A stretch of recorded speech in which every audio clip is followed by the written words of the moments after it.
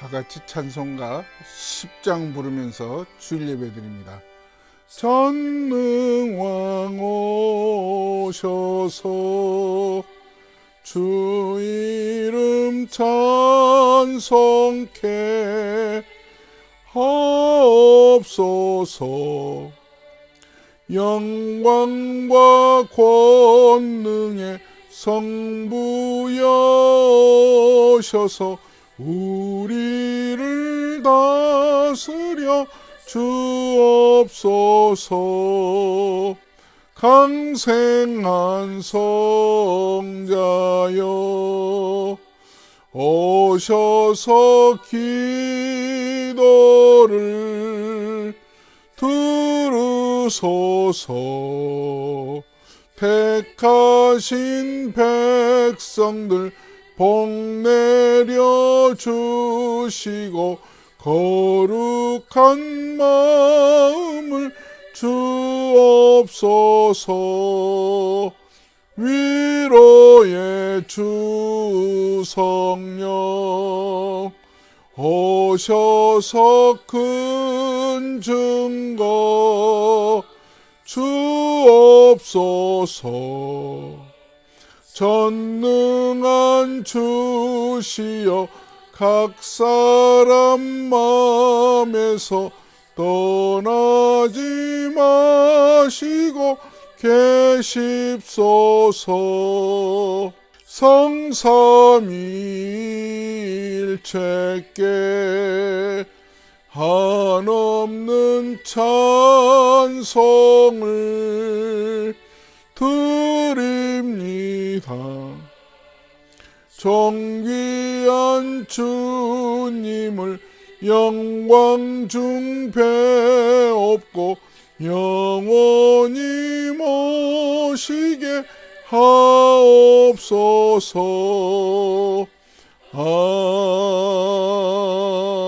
아멘. 또 여호와를 기뻐하라.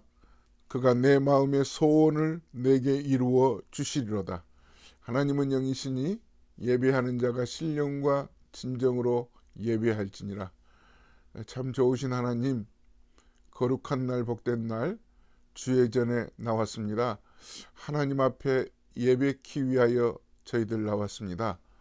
먼저 저는 미쁘시고 의로우사 우리의 모든 죄를 사하여 주심하고 약속하신 그 말씀 붙들고 우리의 모든 실수와 죄를 낱낱이 잡아갑니다. 긍휼히 여겨 주옵소서. 타다지 마시고 내동댕이 치지 마시고 저희들 십자가의 보혈로 말끔히 씻어주셔서 깨끗한 마음으로 예배케 해 주시기를 원합니다. 아직도 세상은 요동치고 이곳저곳에 전쟁의 기운이 돌고 많은 사람들이 경제적인 위험과 건강의 위기 가운데 살아가고 있는 중에도 예배를 통하여 하나님이 하나님 되심을 알게 하시고 십자가를 통해서 구속받은 우리들이 그 십자가의 은혜를 삶에 그대로 붙들고 이겨내며 내일에 대한 소망이 땅에 있지 않고 주께 있음을 분명히 확인하며 승리하는 모든 성도들 되게 해 주시옵소서. 말씀에 크신 은혜 주실 줄로 믿고 예수님의 이름으로 기도드립니다. 아멘. 또 여호와를 기뻐하라. 그가 내 마음의 소원을 내게 이루어 주시리로다. 하나님은 영이시니 예배하는 자가 신령과 진정으로 예배할지니라. 참 좋으신 하나님, 거룩한 날 복된 날 주의 전에 나왔습니다. 하나님 앞에 예배키 위하여 저희들 나왔습니다. 먼저 저는 미쁘시고 의로우사 우리의 모든 죄를 사하여 주심하고 약속하신 그 말씀 붙들고 우리의 모든 실수와 죄를 낱낱이 잡아갑니다. 긍휼히 여겨 주옵소서. 타다지 마시고 내동댕이 치지 마시고 저희들 십자가의 보혈로 말끔히 씻어주셔서 깨끗한 마음으로 예배케 해 주시기를 원합니다. 아직도 세상은 요동치고 이곳저곳에 전쟁의 기운이 돌고 많은 사람들이 경제적인 위험과 건강의 위기 가운데 살아가고 있는 중에도 예배를 통하여 하나님이 하나님 되심을 알게 하시고 십자가를 통해서 구속받은 우리들이 그 십자가의 은혜를 삶에 그대로 붙들고 이겨내며 내일에 대한 소망이 땅에 있지 않고 주께 있음을 분명히 확인하며 승리하는 모든 성도들 되게 해 주시옵소서. 말씀에 크신 은혜 주실 줄로 믿고 예수님의 이름으로 기도드립니다. 아멘. 오늘 우리에게 주신 하나님 말씀 빌립보서 1장 12절에서부터 24절 말씀 봉독합니다. 형제들아, 내가 당한 일이 도리어 복음 전파의 진전이 된 줄을 너희가 알기를 원하노라. 이러므로 나의 매임이 그리스도 안에서 모든 시위대 안과 그 밖의 모든 사람에게 나타났으니 형제 중 다수가 나의 매임으로 말미암아 주 안에서 신뢰함으로 겁없이 하나님의 말씀을 더욱 담대히 전하게 되었느니라.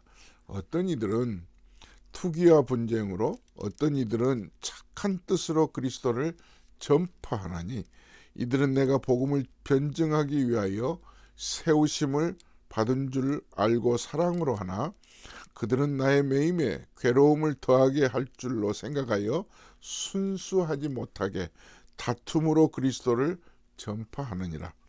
그러면 무엇이냐? 거칠애로 하나 참으로 하나 무슨 방도로 하든지 전파되는 것은 그리스도니 이로써 나는 기뻐하고 또한 기뻐하리라. 이것이 너희의 간구와 예수 그리스도의 성령의 도우심으로 나를 구원에 이르게 할 줄 아는 고로 나의 간절한 기대와 소망을 따라 아무 일에든지 부끄러워하지 아니하고 지금도 전과 같이 온전히 담대하여 살든지 죽든지 내 몸에서 그리스도가 존귀하게 되게 하려 하나니 이는 내게 사는 것이 그리스도니 죽는 것도 유익함이라. 그러나 만일 육신으로 사는 이것이 내 일의 열매일진데 무엇을 택해야 하는지 나는 알지 못하노라. 내가 그 둘 사이에 끼었으니 차라리 세상을 떠나서 그리스도와 함께 있는 것이 훨씬 더 좋은 일이라 그렇게 하고 싶으나 내가 육신으로 있는 것이 너희를 위하여 더 유익하리라. 아멘. 할렐루야. 할렐루야. 지난 한 주간도 평안하셨죠? 모든 분들이 하나님의 은혜 가운데 지내셨으리라고 확신합니다. 벌써 1월 마지막 주일이네요. 지난 한 달도 많은 그 사건들이 전 세계적으로 있었습니다. 먼저는 계속되고 있는 코로나 바이러스가 비록 변이 바이러스로 중증 환자들은 많이 줄었다고 하더라도 확진자들 수는 기하급수로 늘어나고 있습니다. 여러분 부스터샷을 맞으신 분들이라 할지라도 정말 조심하셔서 이 마지막 고비라고 생각이 되는데 잘 이겨내시길 바라고요. 합니다. 특별히 요즘 그 우크라이나 사태를 알고 계시죠?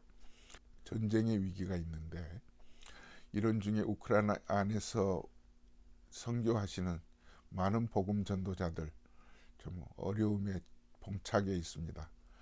그들이 어디로 피해야 될지 정말 안전한 장소에 그들을 돕도록 많은 사람들 만나게 하시고 또 위기를 잘 이겨낼 수 있도록 아시는 선교사님들 위해서 꼭 기도해 주시기를 바랍니다.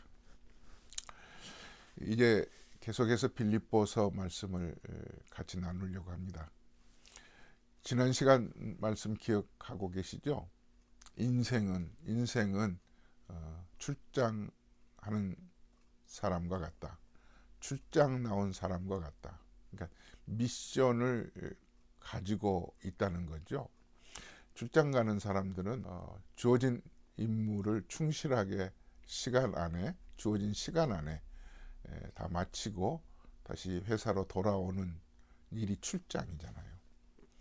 마찬가지로 우리 인생은 하나님께서 이 땅에 각 개인마다 주어진 임무를 따라서 주어진 시간 안에 다 감당하고 그 모든 일들을 잘 치르고 하나님의 나라로 다시 돌아가는 이 일이, 인생은 하나님으로부터 부여받은 미션에 따라서 수행하는 그런 출장 온 사람과 같다는 겁니다. 오늘 본문 그 12절에서부터 24절 말씀까지 같이 보면서 크게는 세 대지로 그 의미를 살펴보면서 피차 은혜를 나누려고 합니다. 먼저는 그 12절에서부터 19절 말씀을 보면서 전화위복이구나, 이런 의미로 한번 이 말씀을 좀 짚어보겠습니다. 이 전화위복은 우리가 잘 아는 대로 눈앞에 펼쳐지는 것, 보여지는 것은 절망스럽고 그냥 모든 것들이 좀 이제는 안 되는 그런 일처럼 보였는데, 이게 오히려 그 일이 복이 됐다라는 거죠. 지금 사도 바울은 본인 옥중에 갇혀 있잖아요. 자기 자신을 가리켜서 자기가 당한 일이라고 했고 나의 매임이라고 했잖아요. 그런데 로마의 옥중에서도 사도 바울의 죄명이 정말 예수님처럼 극악무도한 그런 죄수로 분류돼서 아주 좋지 않는 그런 감옥에 갇혀 있었던 것 같아요. 그런데도 어떤 기회가 주어졌는지 그 일로 인해서도 그는 절망하지 않았어요. 시간을 쪼개서 복음을 전했는지 오늘 13절 14절에 보니까 그 시위대 가운데 하나님의 복음이 나타났다고 하잖아요. 놀라운 일이죠. 그러니까 우리가 절망스러운 일처럼 이제는 끝났구나, 이제 아니야, 이렇게 생각되는 그런 순간들이 아마 우리에게도 있을 수 있어요. 아마 2022년을 지내가면서 왜 이렇게 안 풀리지? 왜 이렇게 어려울까? 이런 그 시간들을 지내고 계시고 이런 그런 환경 가운데 거기에 머물러 계시는 분들이 계시다면 오늘 이 말씀을 좀 귀담아 들어보세요. 분명히 이 속에 복이 숨어 있다라는 거죠.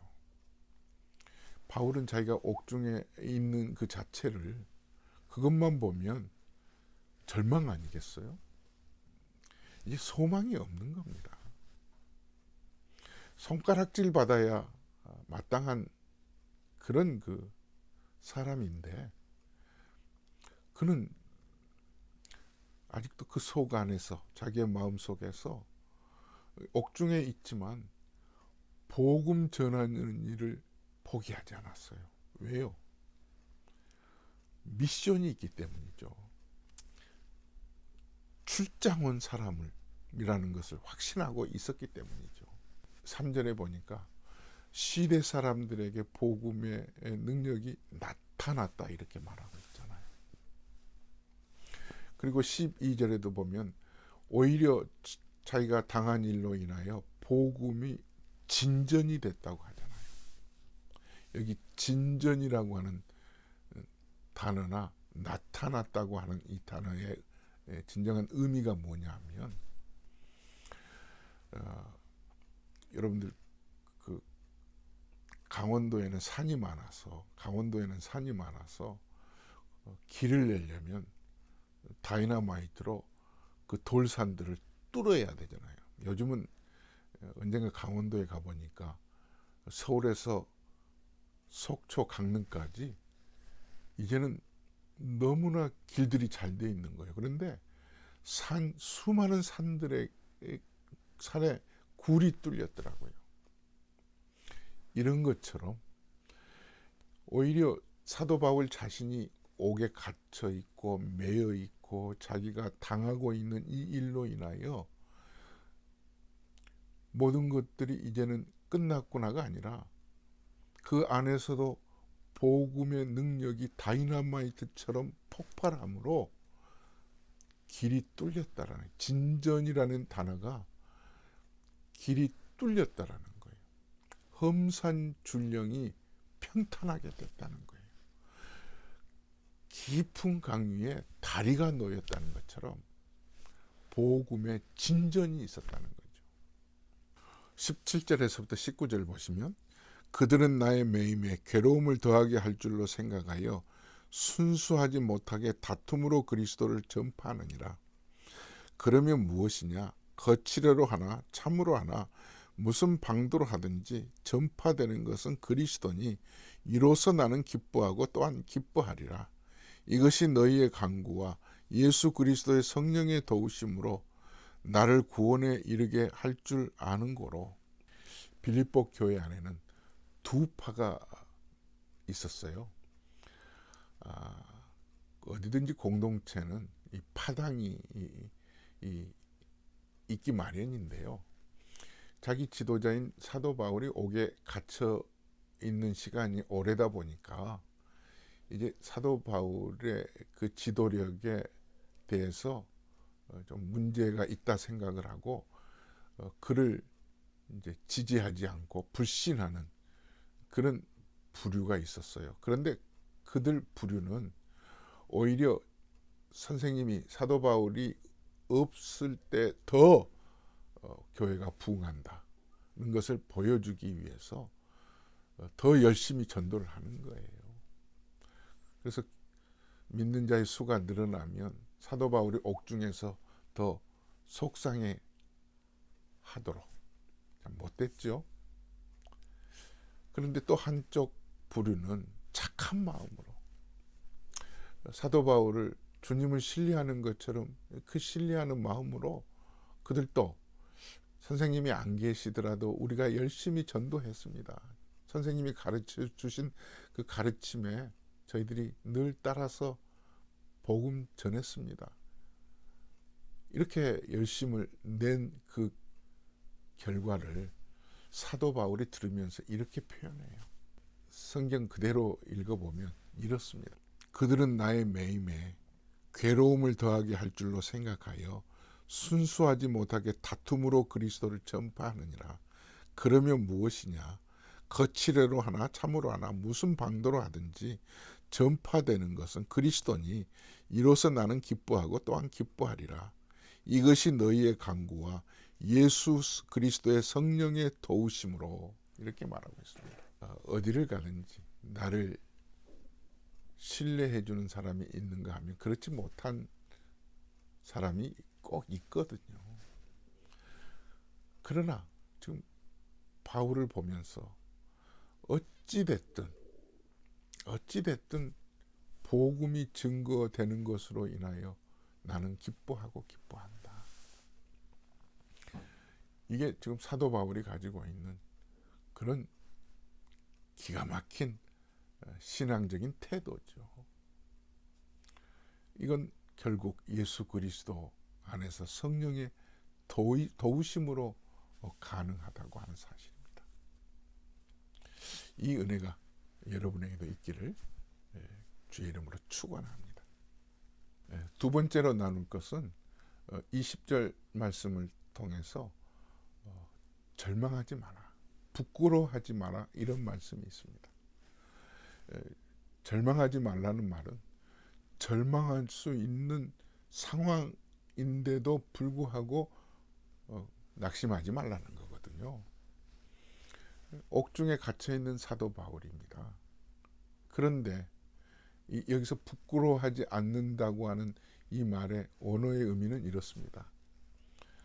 권투 선수가 권투를 할 때 상대편이 잽을 날리잖아요.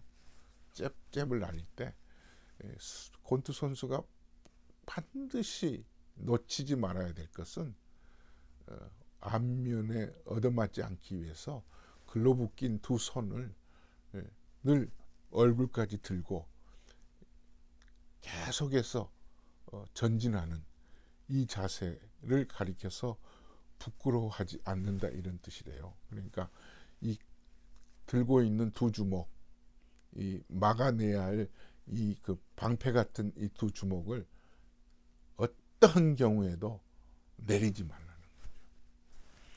이 권투하는 선수들 보면요, 힘이 빠지면 이건 내리는 순간 얻어맞고 KO 패하는 거예요. 한 방 맞는 거예요. 신앙의 자세도 이렇다는 거죠. 어떤 상황에서도 절망하지 말라. 왜? 사도 바울은 옥중에 있지만 자기를 부르신 분이 하나님이시오, 자기가 의지할 대상이 하나님이라는 것을 분명히 믿고 있었기 때문에 그렇습니다. 히브리서에서도 보면 히브리서 12장에 이런 말씀이 있잖아요. 예수를 바라보자. 제가 읽어보겠습니다. 믿음의 주요 또 온전케 하시는 이인 예수를 바라보자. 그는 그 앞에 있는 기쁨을 위하여 십자가를 참으사 부끄러움을 개의치 아니하시더니. 그러니까 여기서 예수를 바라본다는 게 예수에게 고정시키는 거거든요. 바라보자.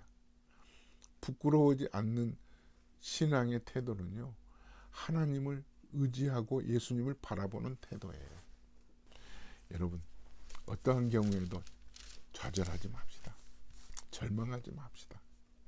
오늘 세 번째로 사도 바울은 죽음에 대한 태도를 우리에게 보여주고 있습니다. 오늘 본문 21절에서부터 24절 말씀 속에서 죽음을 대하는 태도의 의미를 찾아보겠습니다. 여러분, 우리는 한 번 죽거든요.